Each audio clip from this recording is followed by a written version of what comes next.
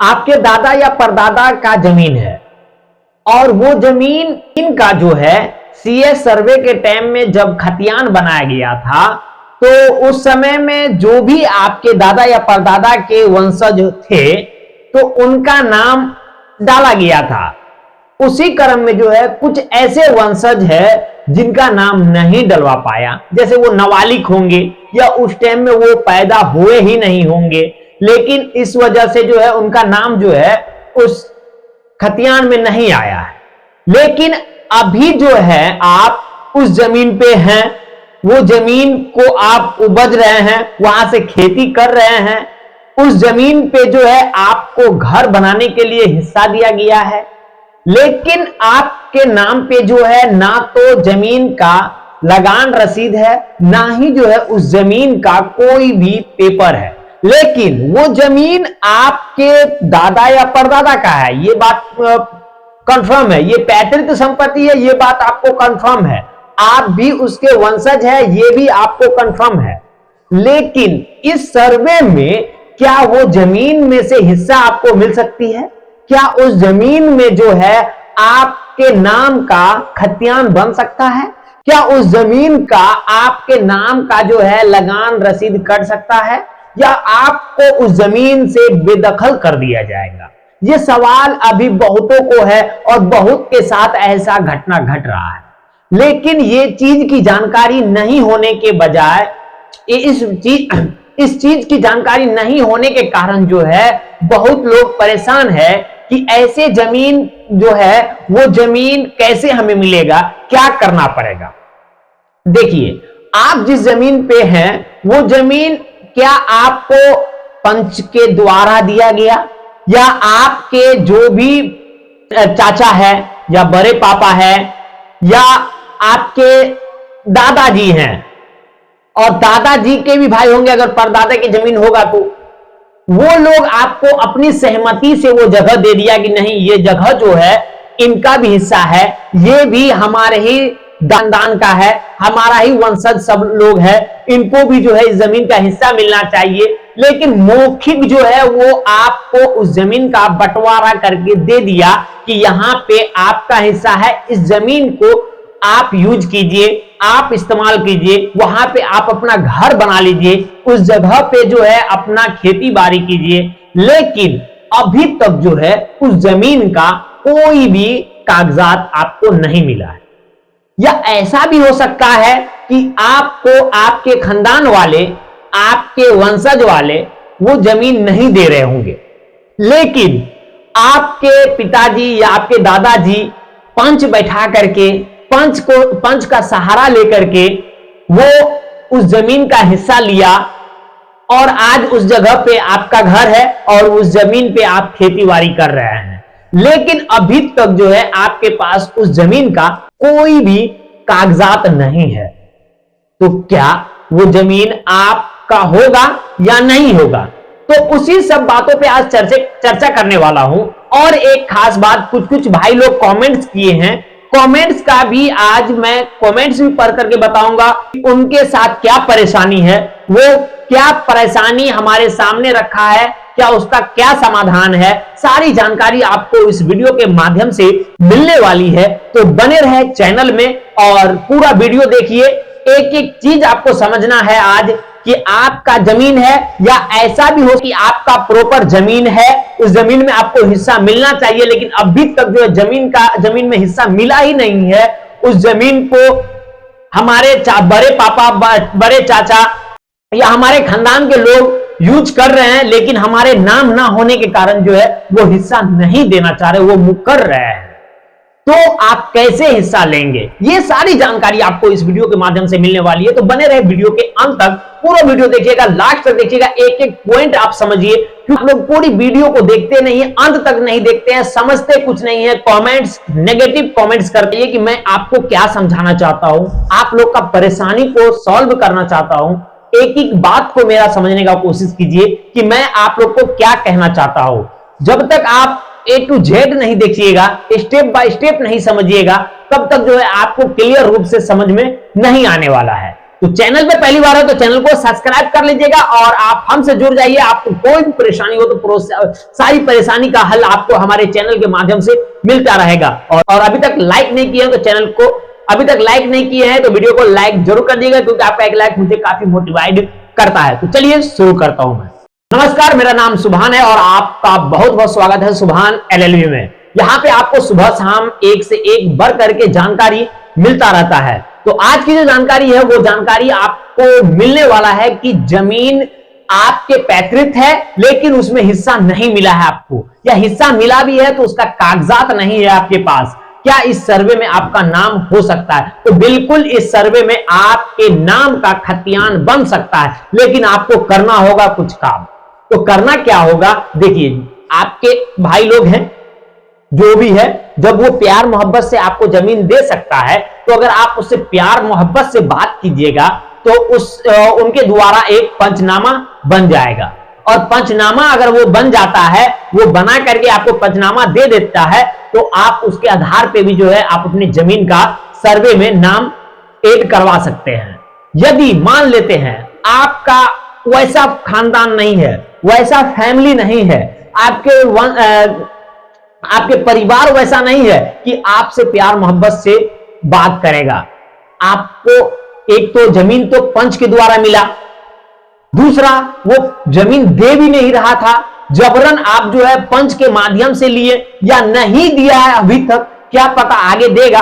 तो देखिए आपका कैडेस्ट्रल सर्वे के टाइम में जो खतियान बना था, उस खतियान में आप पहले ये देख लीजिए कि उसमें कितना वंशज का नाम है।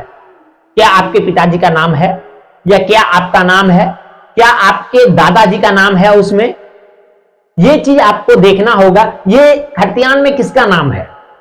यदि आपके दादाजी का नाम है तो आप फाइट कर सकते हैं, यदि आपके परदादा का नाम है तो भी आप फाइट कर सकते हैं, और आपके पिताजी भी फाइट कर सकते हैं। तो इसके लिए देखिए आपको घबराना नहीं है, टेंशन नहीं लेना है। सिर्फ आप एक काम कीजिए, कोर्ट जाइए और कोर्ट जाने के बाद जो है सिविल कोर्ट जाइए और सिविल कोर्ट में जो है टाइटल पार्टीशन सूट करवा दीजिए। टाइटल पार्टीशन सूट करवाने के बाद जो है अब आपसे इसकी जानकारी लिया जाएगा कि आप किस आधार पे उस जमीन का दावा कर रहे हैं, आप कौन है। तो आपके पास तो ये सबूत होगा ना कि आप उनके पोता हैं या उनके बेटा हैं, आप कौन हैं, ये तो आपके पास सबूत होगा ही, क्योंकि विदाउट सबूत का तो आज कुछ भी नहीं है। तो आप ये सबूत वहां पे कोर्ट में पेश कर सकते हैं, और आपके सपोर्ट में अगर एक अच्छा वकील हो जाए तो आपका कोर्ट में सारी जजमेंट आपका हो जाएगा। तो वहां से आप जो है एक सर्टिफाइड कॉपी दे देगा। जब आपको कोर्ट से सर्टिफाइड कॉपी मिल जाता है तो उस सर्टिफाइड कॉपी के माध्यम से भी जो है आप सर्वे में उस जमीन का हिस्सा ले सकते हैं और उस जमीन का सर्वे के लिए अपना आवेदन दे सकते हैं। तो लेकिन याद रखिएगा, आपको या तो पंचनामा बनवाना होगा, भाई लोग को बैठा लीजिएगा, जो भी आपके खानदान के लोग हैं सबसे बैठा करके वहां से भी आप जो है बंटवारा नामा बनवा सकते हैं। यदि आपको घर से बैठे हुए आपके सहमति से, प्यार मोहब्बत से आपको बंटवारा नामा बन जाता है तो 2 दिन का काम है कि आपको एक दिन में बंटवारा नामा बनेगा, दूसरे दिन आप जाकर के जो है सो घोषणा पत्र जाकर के आप जमा कर सकते हैं। लेकिन अगर नहीं मान रहा है, कुछ होता है फैमिली वैसा कि आपको देखना नहीं चाहता है, आपको हिस्सा देना नहीं चाहता है, तो उस क्रम में जो है अब आप वहां जाकर के एफआईआर कर सकते हैं। अन्यथा कोशिश कीजिएगा प्यार मोहब्बत से टल जाने के लिए, क्योंकि कोर्ट में जाने के बाद लंबा खींचता है, तुरंत काम आपका नहीं हो जाएगा, तो उसमें थोड़ा सा लेट लगेगा, तो आपको धैर्य रखना पड़ेगा। लेकिन अगर आप चाहते हैं वो जमीन में हिस्सा मिलना तो आप घोषणा पत्र बनवाइए, आप जो है वंशावली तैयार कर लीजिए, बंटवारा नामा घर पे ही पंच के द्वारा कर लीजिए, और उस माध्यम से जो है आप अपना घोषणा पत्र आप अपने नाम का आप अगर दावा करता है तो आप किसके बेटे हैं, आपके पिताजी कितने भाई हैं, उसके बाद आपके पिताजी का पिता कौन है वो लिखना है, जिसके नाम का जमाबंदी है वहां तक आपका जो है वंशावली बनेगा और आपका लास्ट में नाम होकर के सेन होना जरूरी है, और सब जो भी आपके फैमिली मेंबर है सबका उसमें सेन और तारीख होना जरूरी है, किस तारीख को जो है वो लोग सहमति दिखाया कि नहीं आपको भी इसका हिस्सा मिलना चाहिए, ये याद रखिएगा। अगर वहां तक हो जाता है तो आपको उस जमीन का हिस्सा मिल जाएगा। उसके बाद हम अब चलते हैं अपने कमेंट्स के तरफ। जो हमारे व्यूअर्स लोग हैं, जो हमारे भाई लोग हैं, जो हमको सपोर्ट करते हैं, हमसे प्यार करते हैं, वो लोग जो कमेंट्स किए हैं, तो मेरा भी फर्ज बनता है कि उनका जो सवाल है उनका जवाब दिया जाए, क्योंकि बहुतों का जवाब जो है मैं मैसेज के माध्यम से ही दे देता हूं, लेकिन बहुत भाई है जो कमेंट्स करते हैं। मैं तो ऐसे आप लोग को भी बोल दिया हूं कि मेरा इंस्टाग्राम का लिंक है, वहां पे जाइए, उसको फॉलो कीजिए, और फॉलो करने के बाद जो है आप डायरेक्टली मैसेज कर सकते हैं, पर्सनल मैसेज कर सकते हैं। आपका मैसेज का जवाब मैं दूंगा और मैसेज से ही मैं आपसे बात कर सकता हूं। अगर आप कमेंट्स करते हैं तो चलिए मैं कमेंट्स का भी जवाब देता हूं। देखिए, एक भाई है सुनील कुमार यादव जी, आपका बहुत बहुत स्वागत है सुनील भाई। आपका सवाल है, बकासत जमीन एवं गैर मजरूआ मालगुजार जमीन जिसका जमींदारी उन्मूलन के बाद 1961-62 वित्तीय वर्ष में लगान निर्धारण किया गया है तथा सरकारी राजस्व रसीद कट रही है, उसका इस विहार विशेष भूमि सर्वेक्षण में खतियान अधिकार अभिलेख बनेगा या नहीं, कृपया बतलाने का कष्ट करें। बहुत ही अच्छा सवाल है। देखिए, बहुत लोगों को यह बात पता नहीं है कि बकासत का जमीन होता क्या है। देखिए, पहले बकासत का जमीन जो होता था वो जमींदारों के द्वारा छीना हुआ जमीन होता था। जैसे कि हम कोई खेती कर रहे हैं, जमींदार हमारा जो खेती है, अगर हमको जमींदार को कर देना पड़ता था और वो हम कर नहीं दे पाते थे, उसका जो है कर्ज नहीं चुका पाते थे, तो वो जमींदार करता क्या था कि वो जमीन को छीन लेता था। जिसका भी हम कर्ज लेते थे जमींदार का, और उसका हम जो कर्ज पूरा नहीं कर पाते थे, तो वो जमीन को जो है छीन लिया करता था और वो अपने पास रख लेता था। और बहुत सारा ऐसा जमीन होता था जो हाट उट लगाने के लिए या किसी भी तरह का मेला लगाने के लिए या इसी तरह खाली पड़ती छोड़ने के लिए जो होता है, जमींदार लोग छोड़ देता है वैसा जमीन को, तो वो सब जमीन बकासत का हो गया। लेकिन 1961-62 के बाद जो है वो जमीन बिहार सरकार ले लिया और उस जमीन को जो है सबको कह दिया कि अब जो इस जमीन को कब्जा किया है उस जमीन का जो है लगान रसीद आप भर दीजिए। देखिए, अगर आप उस जमीन का जो है लगान रसीद भर रहे हैं और उस जमीन पे आपका प्रॉपर अपना घर है, रह रहे हैं, तो इस बार का जो नया अपडेट आ रहा है उस अपडेट में बताया गया है कि 3 पीढ़ी कम से कम कोई भी गैर मजरूआ जमीन हो चाहे बकासत की जमीन हो, अगर वहां पे आप 3 पीढ़ी से रह रहे हैं, ये साबित कर सकते हैं कि वो जमीन पे आप शुरू से रह रहे हैं, तो उस जमीन को आपके नाम खतियान तैयार कर दिया जाएगा, आपका जमाबंदी कायम कर दिया जाएगा। लेकिन अब जो सर्वे टीम है ये क्लियर तरीका से बता नहीं रहा है कोई भी चीज। इनका कहने का मतलब यही है कि मैं सर्वे कर रहा हूं, सिर्फ जो है जमीन का नक्शा तैयार करूंगा और नक्शा तैयार करने के बाद जो जिसका कागज मिल रहा है उसका तो सीरियल वाइज लिख रहे हैं, जिसका नहीं मिल रहा है उसको मैं जाकर के अपने रिकॉर्ड स्टोर से उसका जानकारी इकट्ठा करने के बाद जो है इसका रिजल्ट दूंगा।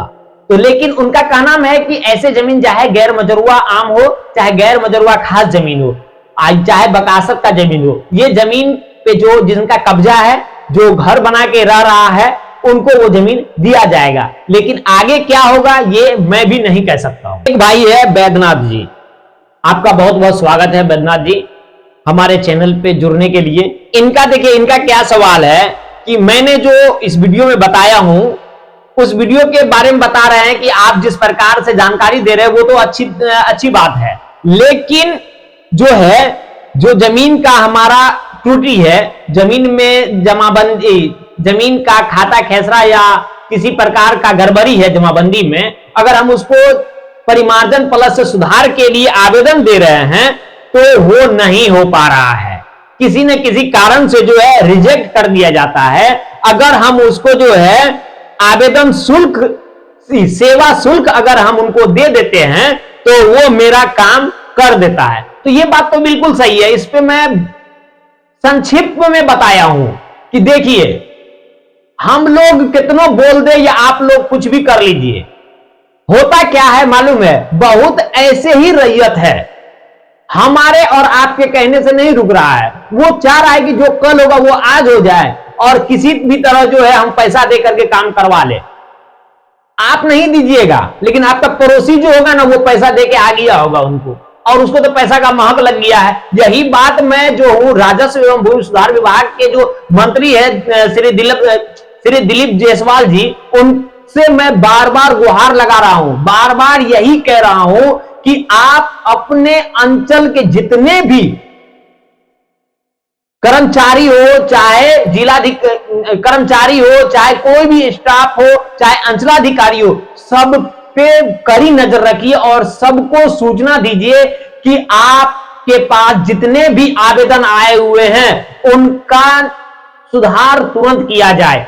लेकिन जो है ऊपर से ही इस चीज पे नजर नहीं रखा जा रहा है, ऊपर से ही ढीला है। हम तो बार बार यही कह रहे हैं कि सबसे पहले जो है कागजात में सुधार होना चाहिए। कागजात में अगर सुधार नहीं हो रहा है तो आदमी लोग तो ऐसे परेशान है। मान लीजिए हम तो शुरू में बताए हैं कि टाइटल शूट करवाइए सिविल कोर्ट के माध्यम से, ये एक तो सिविल कोर्ट बना ही है, लेकिन इसका जो है राजस्व कोर्ट भी बना हुआ है, जहां पे जमीन का सारा सुधार, सारा जो भी जमीन से जितने भी समस्या है सभी का समाधान के लिए कोर्ट बनाया गया है। लेकिन इधर जो भी काम हो रहा है सब पैसे पे काम हो रहा है, जो भी काम हो रहा है सिर्फ पैसे पे हो रहा है। चाहे आप दाखिल खारिज के लिए जाइए, चाहे आप परिमार्जन के लिए जाइए, चाहे जमीन खरीद बिक्री के लिए जाइए, वहां भी अब आपको पैसा देना पड़ता है। और जितना ज्यादा बिहार में राजस्व विभाग में घुसखोरी है उतना कोई भी विभाग में नहीं है।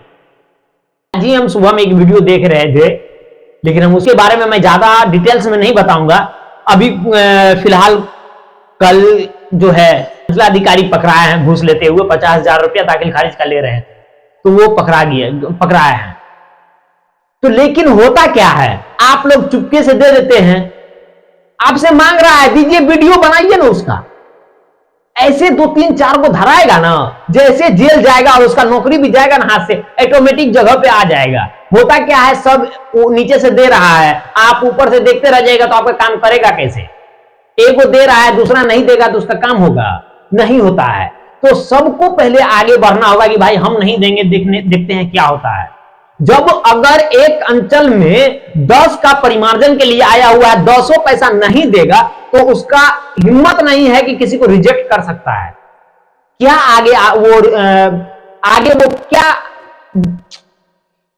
आगे वो क्या बताएगा कि किस कारण से हम रिजेक्ट किए हैं?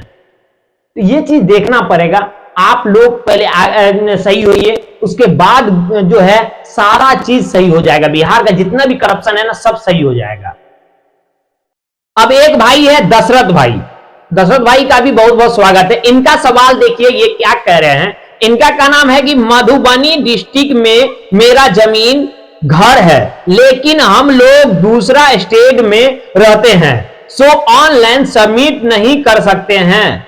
सबमिट करने का लास्ट डेट बताइए प्लीज। और डीड ओरिजिनल नहीं है, फोटो कॉपी है, ओरिजिनल डीड कैसे मिलेगा? देखिए, आपके पास डीड पेपर फोटो कॉपी है, लास्ट डेट अभी तक फाइनल निर्धारित नहीं किया गया है। यह फाइनल है कि 2026 तक जो है ये सर्वे का काम चलेगा, लेकिन 2025 में इसको निपटाया जाएगा। आप बाहर में हैं तो भी आपको जमीन का जब भी नापी होगा तो आपको वहां हाजिर होना पड़ेगा। आपको दिखाना पड़ेगा कि आपका जमीन कहां से कहां तक है। आपका जमीन का सीमांकन करना पड़ेगा, आरी दिखाना होगा कि दाएं तरफ कौन है, बाएं तरफ कौन है, पूरब में कौन है और पश्चिम में कौन है। और ऐसे ऑनलाइन अगर आप आवेदन देना चाह रहे हैं तो जो आपके पास फोटो कॉपी है, उस फोटो कॉपी के माध्यम से भी आप आवेदन दे सकते हैं। इसमें कोई बड़ी बात नहीं है। जबकि राजस्व एवं भूमि सुधार विभाग के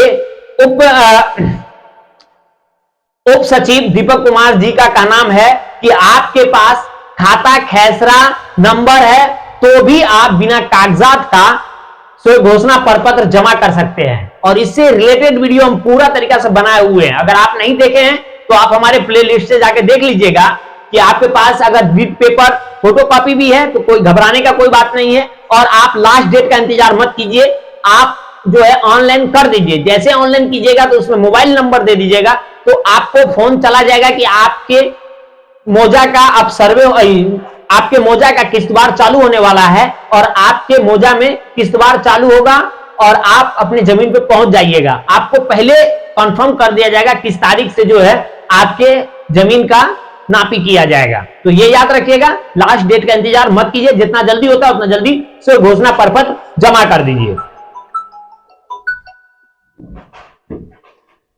तो देखिए बहुत सारे कमेंट्स है, अगर मैं बहुत पढ़ने लगूंगा तो बहुत लंबा वीडियो हो जाएगा। आज के लिए बस इतना ही पढ़ूंगा और कल होगा तो कल नेक्स्ट वीडियो में 2-3 को कमेंट्स भी ऐड कर दूंगा और ऐसे कमेंट्स का जवाब मैं डायरेक्ट फोन के मैसेज के माध्यम से दे दूंगा। तो आप चाहते हैं इसी प्रकार से रेगुलर वीडियो देखना तो आप हमारे चैनल से जुड़ जाइएगा, चैनल को सब्सक्राइब जरूर कर लीजिएगा। अगर कोई भी सवाल हो आपके जहन में, कोई भी बात समझ में ना आ रहा हो तो कमेंट्स जरूर कीजिएगा, आपका भी कमेंट्स का जवाब दूंगा और कमेंट्स के हिसाब से मैं वीडियो भी लेकर के आऊंगा।